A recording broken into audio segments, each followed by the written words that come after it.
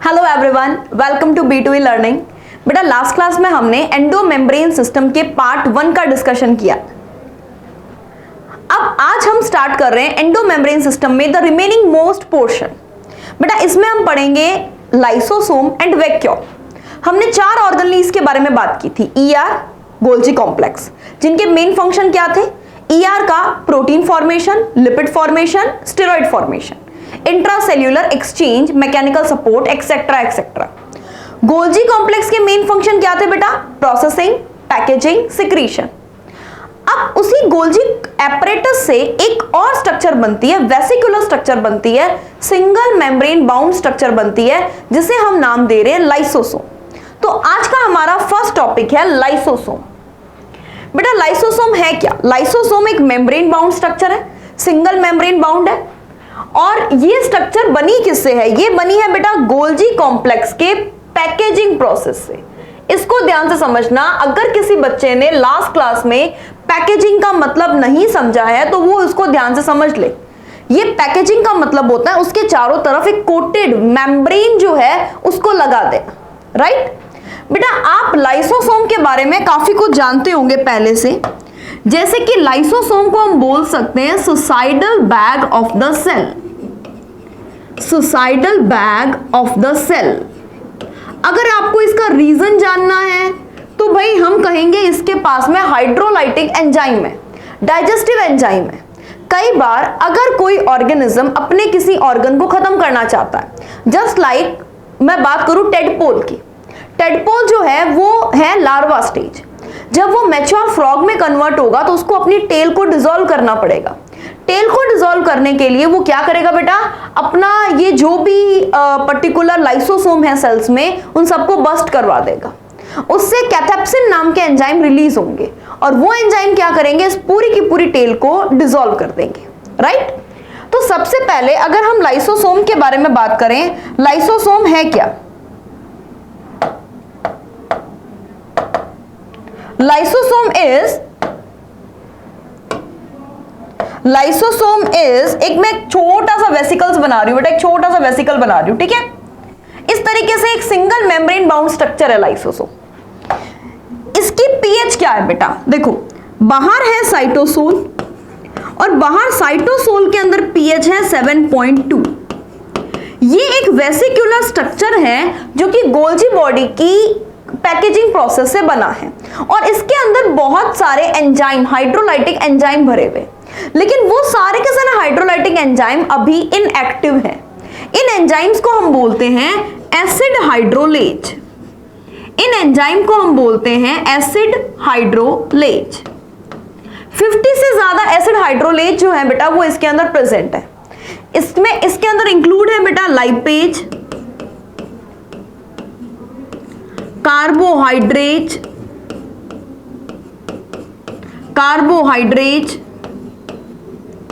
Protease and nuclease. बेटा ये वो सारे डिफरेंट टाइप के एंजाइम हैं जो कि कार्बोहाइड्रेट, या फिर अगर हम बात करें ये वो डिफरेंट टाइप के एंजाइम हैं जो कि अलग अलग मैक्रोमोलिक्यूल को डिसॉल्व कर रहे हैं, just like carbohydrate, protein, lipid, nucleic acid, इन सबको। लेकिन ये अभी सारे के सारे इनएक्टिव हैं, इन्हें हमें एक्टिव बनाना पड़ेगा। जैसे ही कोई फॉरेन पार्टिकल आएगा सेल के अंदर तो ये क्या करेंगे बेटा? ये अपने हाइड्रोजन पंप को एक्टिवेट कर देंगे। जो इनकी मेम्ब्रेन के ऊपर एक हाइड्रोजन पंप बना हुआ है बेटा, ये इसको एक्टिवेट करेंगे। यहां पर एटीपी का यूटिलाइजेशन होगा। एटीपी का यूटिलाइजेशन होगा। एटीपी किसमें कन्वर्ट हो जाएगा बेटा? एडीपी प्लस फॉस्फोरस में। और ये H प्लस आयन को क्या करेगा? अंदर लेगा। अंदर जैसे जैसे H प्लस आयन की कंसंट्रेशन बढ़ती जाएगी वैसे वैसे यहां की पीएच जो है वो एसिडिक होती जाएगी और ये पीएच आ जाएगी लगभग 5 के अप्रॉक्स। बेटा जब इसकी पीएच 5 के अप्रॉक्स आ जाएगी ये सारे के सारे डाइजेस्टिव एंजाइम एक्टिवेट हो जाएंगे और ये अपने आसपास के मटेरियल को डिसॉल्व कर देंगे, खत्म कर देंगे।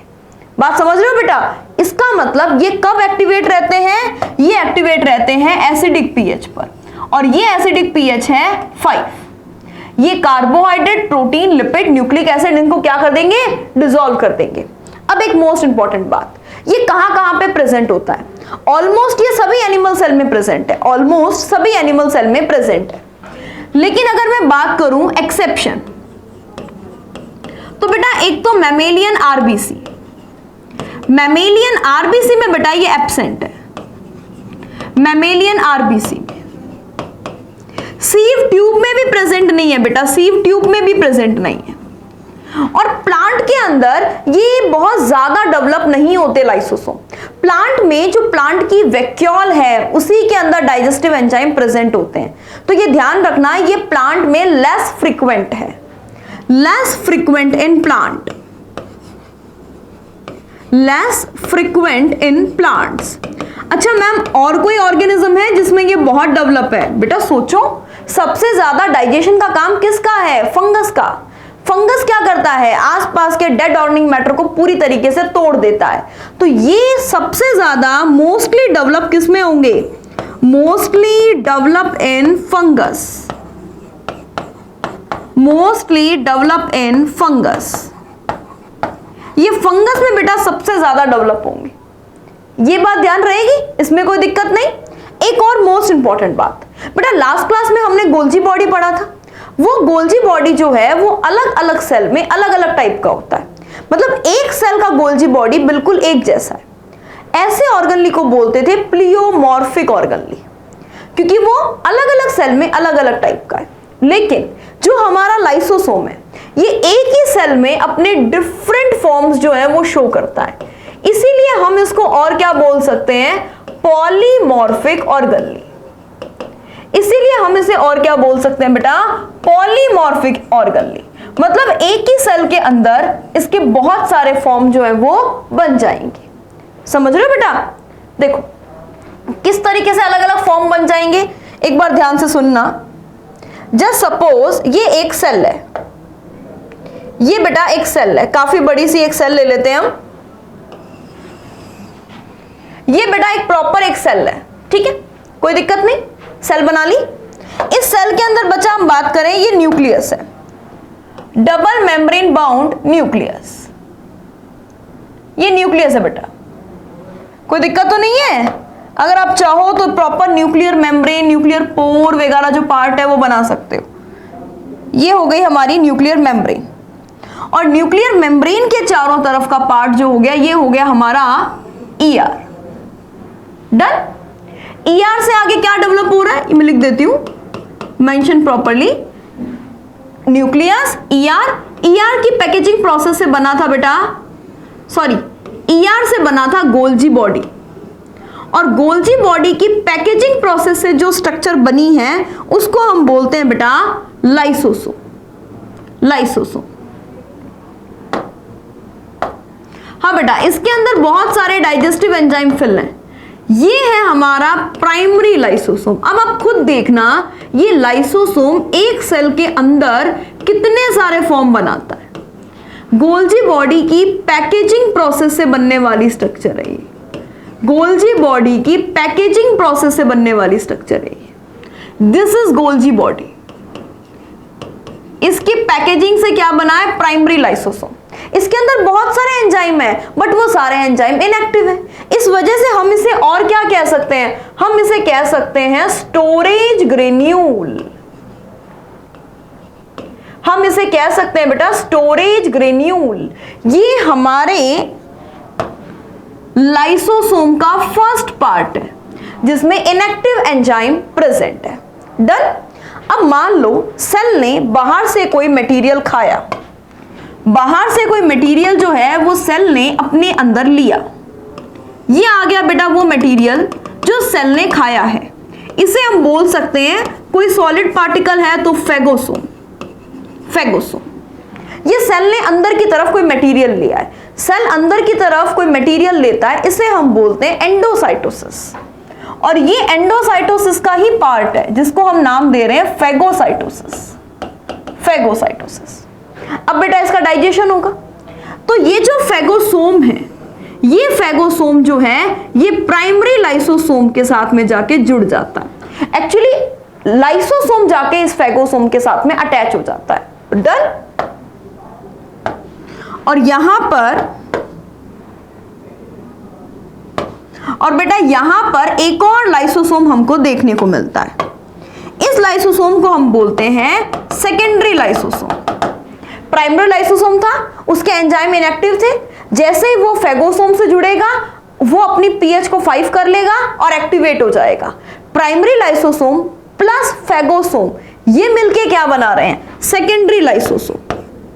ये मिलके बना रहे हैं बेटा सेकेंडरी लाइसोसोम, या फिर हम इसे बोल सकते हैं हेटेरोफेगोसोम। हेटेरोफेगोसोम ये बेटा सेकेंड पार्ट हो गया इस लाइसोसोम का। डन। अब बेटा ये लाइसोसोम क्या करेगा? उस सारे मटेरियल को डाइजेस्ट कर दिया। अब वो जो डाइजेस्टिव मटेरियल है, अब बेटा जो वो डाइजेस्टिव मटेरियल है वो आसपास पूरा जो भी मटेरियल रिलीज करना है वो रिलीज कर दिया जाएगा। इस मटेरियल, इसमें से जो भी मटेरियल रिलीज करना है उसको रिलीज कर दिया जाएगा, और बचा हुआ जो भी वेस्ट मटेरियल है उसको सेल से बाहर निकाल दिया जाएगा, यानी मीन टू से एक्सोसाइटोसिस। जो भी एक्स्ट्रा बचा हुआ मटेरियल है उसे बाहर निकाल दिया जाएगा, दैट इज एक्सोसाइटोसिस। इस थर्ड फॉर्म को हम क्या बोलते हैं? इसको हम बोलते हैं बेटा रेजिडुअल बॉडी। रेजिडुअल बॉडी या फिर टर्सरी लाइसोसोम। देखो हुआ क्या, प्राइमरी बना, प्राइमरी किसके साथ में फ्यूज हुआ? फेगोसोम के साथ में। क्या बनाया बेटा उसने? सेकेंडरी। सेकेंडरी ने डाइजेशन किया, जो भी वेस्ट मटेरियल बचा है उसको बाहर निकाला जा रहा है सॉरी, उसको हम क्या बोलते हैं बेटा? Residual body. अब नेक्स्ट हम पढ़ते हैं मान लो ये एक माइटोकॉन्ड्रिया है, लेकिन बेटा ये जो सेल का माइटोकॉन्ड्रिया है ना ये पुराना हो गया है। सेल इस माइटोकॉन्ड्रिया को रखना नहीं चाहता, that is old mitochondria. That is old mitochondria. अब इस ओल्ड माइटोकॉन्ड्रिया को खत्म करना है। खत्म करने के लिए क्या होगा बच्चे? ये जो लाइसोसोम्स हैं, प्राइमरी लाइसोसोम, ये इसके चारों तरफ इकट्ठे हो जाएंगे और ये अपनी ही सेल के ऑर्गेनली को क्या कर देंगे? पूरी तरीके से खत्म कर देंगे। ये एंजाइम रिलीज करेंगे और अपनी ही सेल के ऑर्गेनली को खत्म कर देंगे। ये जो लाइसोसोम है ये दैट इज फोर्थ ऑटोफेगोसोम। ऑटोफेगोसोम का मतलब अपनी ही सेल के ऑर्गेनली को खत्म कर देना। तो आप खुद देखिए, एक लाइसोसोम के एक ही सेल के अंदर लगभग 4 फॉर्म्स हो चुकी है, डिफरेंट फॉर्म। इसे हम कह रहे हैं polymorphism. Primary lysosome inactive enzyme, then heterophagosome secondary lysosome, residual body tertiary, autophagosome that is fourth one. ध्यान रहेगा। अब हम बात करते हैं बेटा लाइसोसोम के फंक्शन के बारे में। लाइसोसोम का अभी हमने जितना भी पढ़ा उससे हमें क्लियर हुआ बेटा लाइसोसोम जो है वो एक तो डाइजेशन में काम आता है, that is intracellular digestion. Intracellular digestion, intracellular digestion में बेटा 2 चीजें, या तो कोई फॉरेन मटेरियल आ रहा होगा, फॉरेन मटेरियल आ रहा है दैट इज हेटेरोफेगी, मतलब किसी अनवांटेड मटेरियल का कोई ऐसा कोई फॉरेन मटेरियल आ गया, जैसे कि WBCs है, वो किसी भी बैक्टीरिया वायरस इसको खत्म करती हैं, दैट इज हेटेरोफेगी। और एक आता है बेटा इसके अंदर ऑटोफेगी, अपनी ही सेल के ऑर्गेनली को मार देना, खत्म कर देना, that is autophagy, right. Second हम बात करें बेटा extra cellular digestion. Extra cellular digestion, extra cellular digestion का मतलब हो गया सेल के बाहर जाके किसी चीज को खत्म करना। जैसे हमारे बोन की एक सेल होती है ऑस्टियोक्लास्ट। ऑस्टियोक्लास्ट, ये ऑस्टियोक्लास्ट सेल जो है, ऑस्टियोक्लास्ट सेल जो है ये बोन ईटिंग सेल है, ये अनवांटेड मटेरियल्स को खत्म करती है। नेक्स्ट बेटा हम बात करें सेल्यूलर डाइजेशन।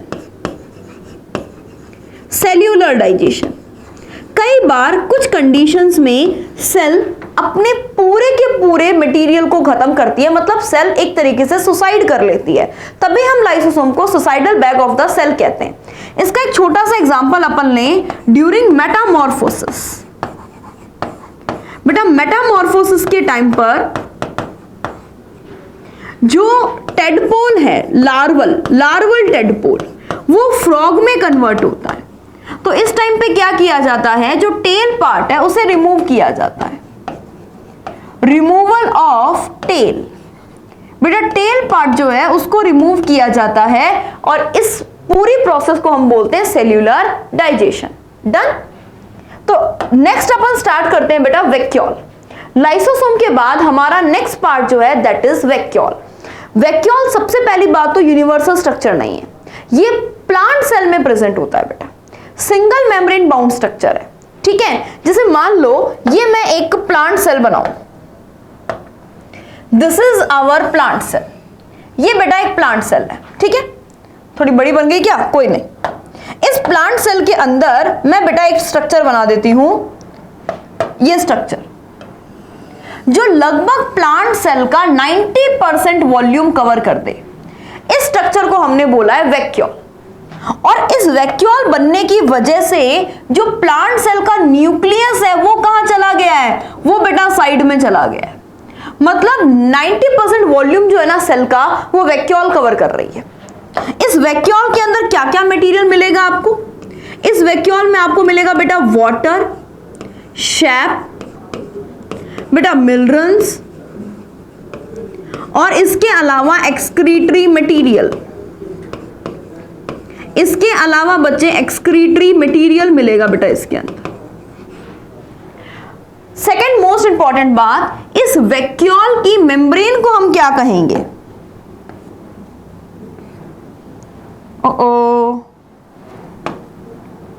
बेटा इस वैक्यूल की मेम्ब्रेन को हम टोनोप्लास्ट नाम से देखते हैं। इस वैक्यूल की मेम्ब्रेन को हम नाम देते हैं टोनोप्लास्ट। टोनोप्लास्ट ये एक शैप वैक्यूल है, ये प्लांट सेल में प्रेजेंट है। It is membrane bound structure present in plant cell, उसके साइटोप्लाज्म में प्रेजेंट होती है। डन। एक और खास बात बेटा, ये अपने अंदर बहुत सारे मिनरल्स को स्टोर करके रखती है। मान लो कुछ मिनरल्स ऐसे हैं जिनकी कंसंट्रेशन वैक्यूल में बहुत ज्यादा है और बाहर उसकी कंसंट्रेशन कंपैरेटिवली कम है, कम है। ऐसी कंडीशन में क्या होगा बेटा, ऐसी कंडीशन में जो वैक्यूल है वो एटीपी को खर्च करके उस मटेरियल को अपने अंदर ले लेगा। वैक्यूल एटीपी को खर्च करके उस मिनरल को अपने अंदर ले लेगा, यानी कि वैक्यूल जो है वो सेल में ऑस्मोटिक प्रेशर बनाए रखने के लिए रिस्पॉन्सिबल है। दूसरी मोस्ट इंपॉर्टेंट बात, वैक्यूल कितने टाइप्स की होती है। कोई हमसे पूछ ले कि वैक्यूल के टाइप कितने हैं, ध्यान से सुनना बच्चे, वैक्यूल 4 टाइप की है। अगर कोई हमसे पूछ ले types of vacuole, types,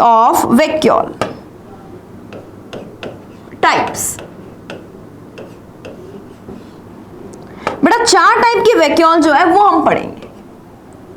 4 type की वैक्यूल्स जो है वो हम पढ़ेंगे। सबसे पहले मैं बहुत प्रिमिटिव से स्टार्ट करूं तो दैट इज गैस वैक्यूल। इनसे थोड़ी डेवलप कंडीशन में अगर हम जाएं that is contractile vacuole.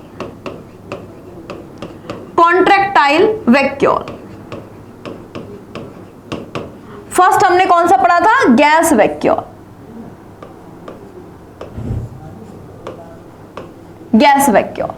Third one is food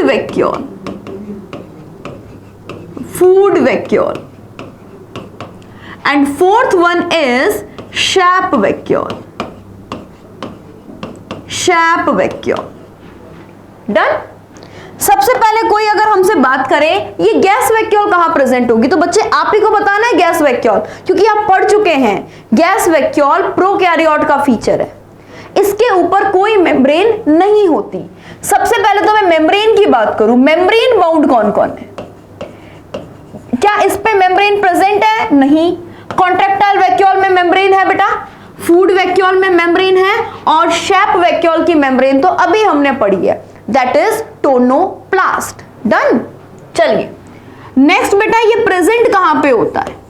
बेटा अगर मैं प्रेजेंस की बात करूं तो ये प्रेजेंट होता है मोनेरा, बैक्टीरिया में। ये मोनेरा में प्रेजेंट है बेटा, ये बैक्टीरिया में प्रेजेंट है।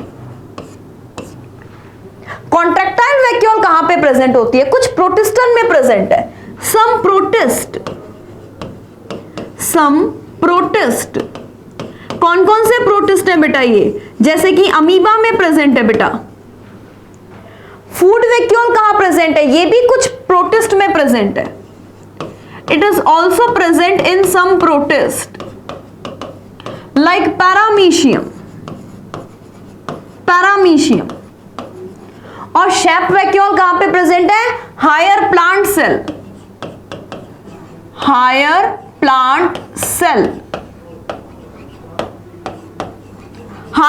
सेल में प्रेजेंट है बेटा।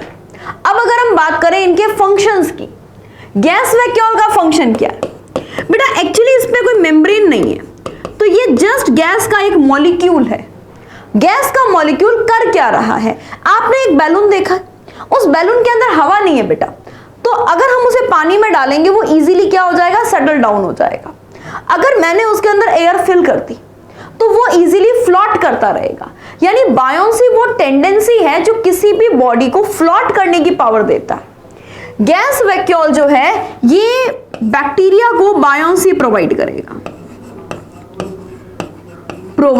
बायोन्सी। कॉन्ट्रैक्टाइल वैक्यूल क्या करेगा बच्चा? जैसे हमारी किडनी कर रही है, हमारी किडनी क्या काम कर रही है? Osmo regulation. तो कॉन्ट्रैक्टाइल वैक्यूल सीवी ये भी ऑस्मो रेगुलेशन करेगा, ऑस्मो रेगुलेशन। नेक्स्ट बेटा फूड वैक्यूल, ये क्या काम करेगी? स्टोरेज ऑफ फूड, स्टोरेज का काम करेगा बेटा। नेक्स्ट बेटा शेप वैक्यूल, ये क्या करेगा? ये भी बेटा स्टोरेज का काम करेगा। इसके बहुत सारे फंक्शंस हैं। स्टोर करेगा बेटा, स्टोरेज।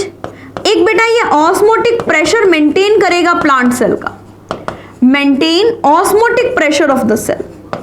बेटा ये प्लांट के लाइसोसोम की तरह भी काम करेगा। तो इस तरीके से आपने ये 4 तरह की वैक्यूल्स जो हैं इसके बारे में बात की। डन। तो बेटा हमने एंडोमेम्ब्रेन सिस्टम में क्या क्या पढ़ा था? लास्ट लेक्चर में हमने पढ़ा था ईआर एंड गोल्जी बॉडी। आज की क्लास में हमने बात की बच्चा लाइसोसोम एंड वैक्यूल। अब मिलते हैं बेटा नेक्स्ट लेक्चर में with the most important organelle mitochondria. Thank you.